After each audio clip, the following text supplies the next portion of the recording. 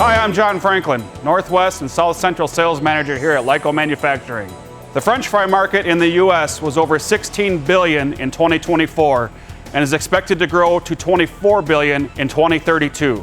Lyco has helped customers solve liquid-solid screening needs in the French fry industry going all the way back to 1996. We currently have over 2,400 screens in food processing plants, and Lyco's proven reliability in designing liquid-solid separation equipment makes us the recognized leader in the industry. We are now shipping some more flume water transfer pump screens with oversized tanks and final plant wastewater screens. We offer 7 different sized units to handle anywhere from 200 gallons per minute up to 5,000 gallons per minute, depending upon the application and screen opening size. Potato receiving flume water and final wastewater screens typically have high flow rates with heavy solids. That's why customers use Lyco screens, as they are the most rugged and reliable internally fed screens on the market. Our drums are made with wedge wire, which is more efficient at screening than perforated drums. Lyco uses continuous flights which help hold back surges and allow a controlled retention time for water to drain before solids discharge.